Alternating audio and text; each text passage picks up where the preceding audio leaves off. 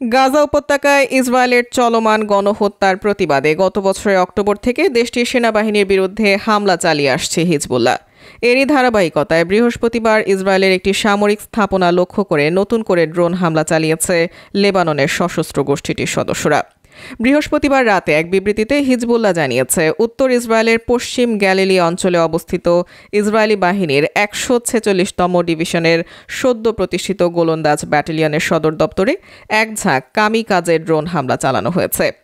বিবৃতিতে বলা হয়েছে, অভিযানে ব্যবহৃত ড্রোনগুলো নিখুঁতভাবে নির্ধারিত লক্ষ্যে আঘাত এনেছে এবং এতে ইসরায়েলি ঘাঁটির ক্ষয়ক্ষতি হওয়ার পাশাপাশি দখলদার সেনারা হতাহত হয়েছে।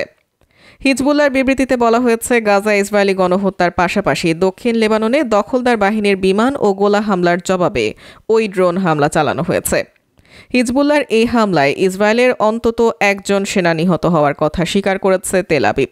ইসরায়েলি বাহিনী বলেছে, হিজবুল্লাহর ড্রোন হামলায় ৩৩ বছর বয়সী মাস্টার সার্জেন্ট রিজার্ভিস্ট ভ্যালেরি চেফনভ গুরুতর আহত হন।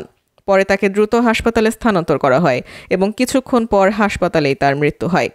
এদিকে গাজা ইসরায়েলি অভিযানে এ পর্যন্ত ৩৮,৪০০ ফিলিস্তিনি নিহত এবং ৮৮,৩০০ জন আহত হয়েছেন বলে জানিয়েছে গাজার স্বাস্থ্য মন্ত্রণালয়।